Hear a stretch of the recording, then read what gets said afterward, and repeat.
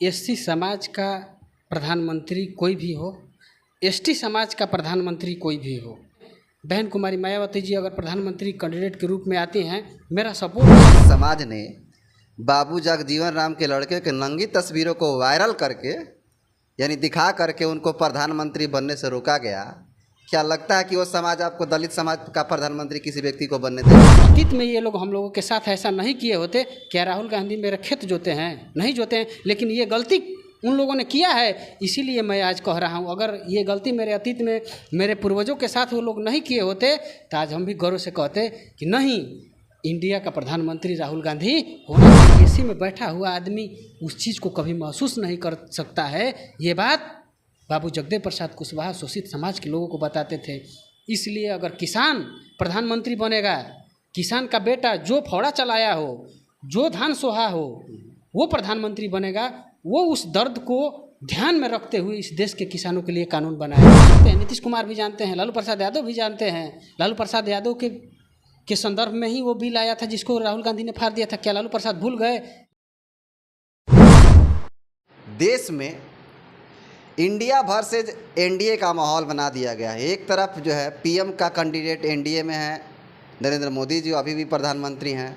दूसरी तरफ इंडिया गठबंधन जो नाम दिया गया है उसका जो पीएम का कैंडिडेट है राहुल गांधी जी, ऐसा बताया जा रहा है, सूत्रों के हवाले से खबर आ रही है। ऐसे में दोनों कैंडिडेट को कौन बेस्ट है पूरे देश में जो है देश को चलाने के लिए प्रधानमंत्री के पद पे, इस संबंध में बात करने के लिए हमारे साथ मौजूद हैं डॉक्टर राकेश मौर्य जी, जो कि बहुजन चिंतक के रूप में जाने जाते हैं। तो सर से मेरा सवाल ये रहेगा कि एक तरफ नरेंद्र मोदी हैं पीएम कैंडिडेट, जो कि अभी भी वर्तमान में पीएम ही हैं, और विपक्षी दलों का जो गठबंधन है जिनका नाम इंडिया रखा गया है, उनका पीएम कैंडिडेट राहुल गांधी हैं, ऐसा बताया जा रहा है, हालांकि कंफर्म नहीं हुआ अभी। किसको बेहतर मानते हैं? देखिए, नरेंद्र मोदी तो एनडीए गठबंधन का प्राइम मिनिस्टर का जो कैंडिडेट हैं ही, प्राइम मिनिस्टर भी हैं। और दूसरे तरफ जो इंडिया गठबंधन बना हुआ है उसमें आपने कहा कि अभी तो क्लियर नहीं हुआ है कि कौन प्राइम मिनिस्टर का, मतलब मेरे हिसाब से राहुल गांधी अगर होते हैं तो वो भी ठीक नहीं है। इंडिया गठबंधन में कोई भी प्राइम मिनिस्टर का जो कैंडिडेट होगा वो या तो एससी समाज से होगा, या एसटी समाज से होगा, या ओबीसी समाज का होगा। अगर नरेंद्र मोदी और राहुल गांधी दोनों तरफ से अगर होते हैं तो इस देश के लिए दोनों ठीक नहीं हैं। कैसे? क्योंकि जो काम नरेंद्र मोदी भारतीय जनता पार्टी में रह करके 9-10 साल में किए हैं, उससे पहले जो कांग्रेस था, राहुल गांधी के लोग थे, राहुल गांधी के पारिवारिक जो लोग थे, सारा आज जितना भारतीय जनता पार्टी कर रही है वो सारा का सारा नींव और जड़ कांग्रेस ने ही लगाया था।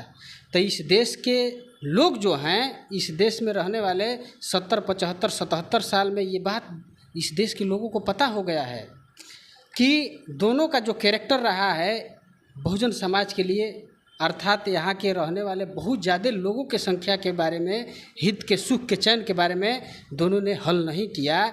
तो मैं इवन ओबीसी समाज से आता हूँ, तो मैं एनडीए का जो कैंडिडेट प्रधानमंत्री के रूप में जो चुने जाएंगे अगर राहुल गांधी, तो मैं उनको स्वीकार नहीं करता हूँ। वो एनडीए के गठबंधन में वो कैंडिडेट नहीं होने चाहिए प्रधानमंत्री का। कोई दूसरा और हो सकता है। इवन अभी तक कोई डिक्लेयर नहीं हुआ है, इंडिया की तरफ से कोई डिक्लेयर नहीं हुआ है, लेकिन अगर डिक्लेयर भी हो तो राहुल गांधी को छोड़ करके दूसरा कोई होना चाहिए। मल्लिकार्जुन खड़गे हों, वो हो जाएं, नीतीश कुमार हो जाएं, चाहे बहुत सारे लोग हों, तो बेहतर है। तो क्या आपको लगता है कि इस बार जो है दलित प्रधानमंत्री बनाया जाए? और दलित प्रधानमंत्री बनाया जाए तो किसको बनाया जाए? एक तरफ चूँकि मायावती जी भी अपना जो है दोनों को छोड़कर अपना सिंगल लड़ रही हैं, तो क्या लगता है कि दलित प्रधानमंत्री बनाया जा सकता है? देखिए, एससी समाज का प्रधानमंत्री कोई भी हो, एसटी समाज का प्रधानमंत्री कोई भी हो, दलित शब्द का तो इस्तेमाल हम नहीं करते हैं। बाबा साहब डिप्रेस क्लास का इस्तेमाल हमेशा करते थे। इवन हम लोग फुले साहब अम्बेडकर पेरियार को मानने वाले हैं, बाबा साहब को भी मानने वाले हैं। उन्होंने कभी जीवन में अपना दलित शब्द का इस्तेमाल नहीं किया। तो कांग्रेस से ही मल्लिकार्जुन खड़गे हैं, वो प्रधानमंत्री के कैंडिडेट के रूप में आए और इस उम्मीद रहेगा इस देश के सारे लोगों को, हमारे ओर से भी उनको सपोर्ट है कि वो रहें। बहन कुमारी मायावती जी अगर प्रधानमंत्री कैंडिडेट के रूप में आती हैं, मेरा सपोर्ट है कि वो भी आएँ। इस देश के बहुत सारे लोगों का सपोर्ट है उन लोगों के साथ कि ये प्रधानमंत्री बने, क्योंकि जो पीछे अतीत छूट गया उसमें इन लोगों ने जो काम किया वो काम देश हित में है, वो काम राष्ट्र हित में है, वो काम इस देश के नागरिकों के सुख हित चैन के लिए है। इसलिए इस देश के बहुसंख्यक आबादी वो हमेशा ये चाहता है कि चाहे मल्लिकार्जुन खड़गे हो, बहन कुमारी मायावती हो, चाहे नीतीश कुमार हो, यही होना चाहिए। क्योंकि इन लोगों ने पीछे अतीत में वो ऐसा काम किया है जिस पर लोगों का भरोसा है कि नहीं ये प्रधानमंत्री बनेंगे तो इस देश के लिए, समाज राष्ट्र के लिए बेहतर करेंगे। ये विश्वास है लोगों का, और लोकतंत्र में लोगों का जिस पर विश्वास होता है उसी को प्रधानमंत्री बनाया जाता है। यानी आपके नज़र में कांग्रेस और भाजपा दोनों एक ही हैं? मेरे नज़र में कांग्रेस और भारतीय जनता पार्टी में कोई अंतर नहीं है। मेरे नज़र में दोनों एक है। ये बात मैं केवल कह नहीं रहा हूँ, समय के साथ प्रमाणित करके दिखा दूंगा। कांग्रेस ने लिबरलाइजेशन, प्राइवेटाइजेशन, ग्लोबलाइजेशन, एलपीजी का कानून लाया। मैं मानता हूँ कि कांग्रेस जब तक रही किसी भी सरकारी संस्था का प्राइवेटाइजेशन नहीं किया, लेकिन ये कानून, ये बिल कांग्रेस लेके आया था और भारतीय जनता पार्टी आज उसी पर अमल करके तेल की कंपनी बेच दी, उसी पर अमल करके रेल बेच दिया, उसी पर अमल करके बिजली बेच दिया, उसी पर अमल करके फ्लाइट जो उड़ती है फ्लाइट को बेच दिया। हम लोग कभी जीवन में सोचते थे, छोटे थे, कि कोई बिजली खरीद लेगा, किसी का बिजली हो सकता है, नहीं सोच सकते थे। मेरे माता पिताजी छोट रहते थे तो हम बोलते थे बिजली किसकी है, तो मेरे पिताजी हमको समझाते थे कि बिजली किसी का नहीं हो सकता है, ये बिजली सरकार का होता है और बिजली सारे देश के लोगों का है।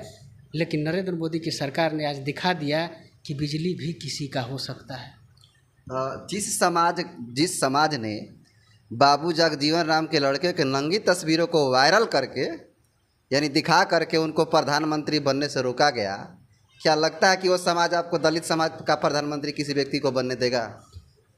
यही बात इस देश के लोगों को जानकारी हो गई है, ये बात हमको जानकारी है, इसीलिए मैं कह रहा हूँ कि राहुल गांधी प्रधानमंत्री नहीं होना चाहिए। और ये बात इस देश के बहुसंख्यक आबादी को पता है कि हमारे समाज, बहुसंख्यक समाज के लोगों को कैसे ये लोग सोशल बाइकाट किए, पॉलिटिकल बाइकाट किए, मान सम्मान स्वाभिमान में बाइकाट किए हैं। वही चीज़ आज सामने दिखाई दे रहा है। इसीलिए मैं कह रहा हूँ कि राहुल गांधी और प्रधानमंत्री का कैंडिडेट नहीं होना चाहिए। अगर अतीत में ये लोग हम लोगों के साथ ऐसा नहीं किए होते, क्या राहुल गांधी मेरे खेत जोते हैं? नहीं जोते हैं। लेकिन ये गलती उन लोगों ने किया है, इसीलिए मैं आज कह रहा हूँ अगर ये गलती मेरे अतीत में मेरे पूर्वजों के साथ वो लोग नहीं किए होते तो आज हम भी गर्व से कहते कि नहीं, इंडिया का प्रधानमंत्री राहुल गांधी होना चाहिए। लेकिन अतीत में इन लोग ने गलतियाँ किया, उसकी समीक्षा करके मैं कह रहा हूँ कि वो कैंडिडेट नहीं होना चाहिए। राहुल गांधी हमेशा कह रहे हैं इस समय कि नफरत के बाज़ार में मोहब्बत बेचने आया हूँ। तो क्या लगता है कि जिस प्रकार भाजपा देश में एक दंगा का रूप दे हिंदू मुस्लिम कर रही है, तो क्या लगता है अगर राहुल गांधी पीएम कैंडिडेट हैं और बन सकते हैं तो क्या लगता है कि इस तरह का माहौल नहीं रहेगा? राहुल गांधी भी पीएम अगर बनेंगे तो ये माहौल उसी तरह रहेगा। हो सकता है कि भारतीय जनता पार्टी माहौल बना करके इतना प्रचार कर रही है, प्रचार कम हो जाए, व्यवहार वही रहेगा। हो सकता है प्रचार कम हो जाए, लेकिन व्यवहार में, नीति में, नियत में, नेतृत्व में, प्रतिनिधित्व में कोई बदलाव नहीं आएगा। हम लोगों ने 50 साल 60 साल का कांग्रेस का स्टडी करके बोल रहा हूँ मैं ये बात ऐसे ही नहीं बोल रहा हूँ। 50 साल 60 साल उन्होंने राज किया, वो 50-60 साल का राज का स्टडी करके मैं बोल रहा हूँ। कांग्रेस 50-60 साल राज किया, ओबीसी का मंडल कमीशन का विरोध क्या हुआ? ओबीसी का रिप्रेजेंटेशन किसने रोका है? यही लोग ना। तो ये बात हमारे बहुसंख्यक आबादी को, इस देश के SC/ST ओबीसी माइनॉरिटी को, शोषित समाज को जानना और समझना चाहिए कि राहुल गांधी अगर प्रधानमंत्री बनते हैं व्यवहार वही रहेगा, प्रचार कम हो सकता है, जानकारियाँ कम हो सकती है, लेकिन अत्याचार, शोषण, महंगाई सब वही रहेगा।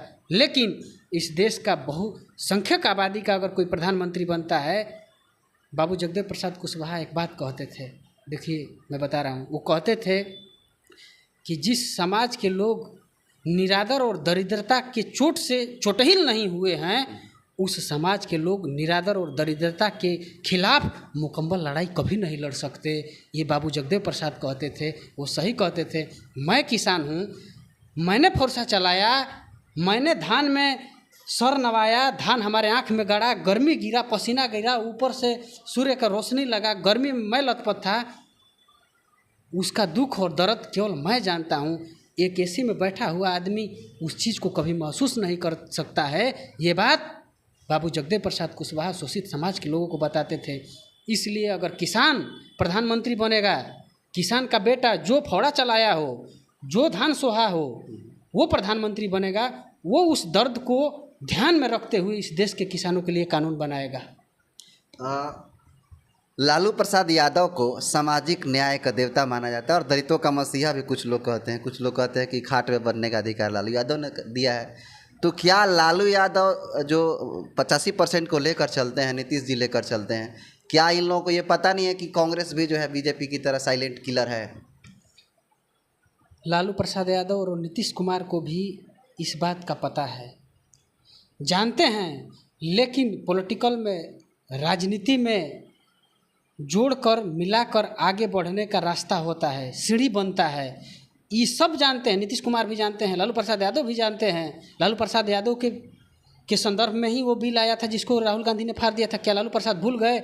लेकिन इस देश के हमारे बहुजन समाज के लीडरों को, नेताओं को बहुजन समाज की जागृति कम होने की वजह से झुकना पड़ता है। इस बात को आपको, हमको ध्यान रखना चाहिए कि धर्म के नाम पर सारा SC ST OBC फंसा हुआ है। आज हम लोग कहते हैं बिहार के अंदर यादव राजनीतिक रूप से जागृत है, क्या सामाजिक रूप से जागृत है? नहीं है। क्या धार्मिक रूप से जागृत है? नहीं है। तो कहीं ना कहीं हमारा नेता अगर मजबूर हो जाते हैं, गिर जाते हैं, तो बहुजन समाज के लोगों को राजनीति से अवेयर नहीं है, जानकारी नहीं है, समझदारी नहीं है। आज इस देश का नेता, इस देश का एक कम्युनिटी यादव जिसको कहते हैं हम लोग क्या कहते हैं कि यादव राजनीतिक रूप से जागृत है। मान लिया कि राजनीतिक रूप से जागृत है, लेकिन धार्मिक रूप से, सामाजिक रूप से जागृत है? कुछ नहीं, जीरो है, कुछ नहीं उसके पास। केवल वोट के नाम पर ललटेन जानता है, इसके बाद और कुछ नहीं जानता। कैसे जागृत माना जाएगा? जागृत उसी को कहा जाता है जो धार्मिक, आर्थिक, राजनीतिक, शैक्षणिक हर स्तर पर अवेयर हो, उसको जागृत कहा जाता है। लेकिन बिहार का बहुत सारे लोग कहते हैं कि डॉक्टर राकेश, बिहार के यादव जागृत है।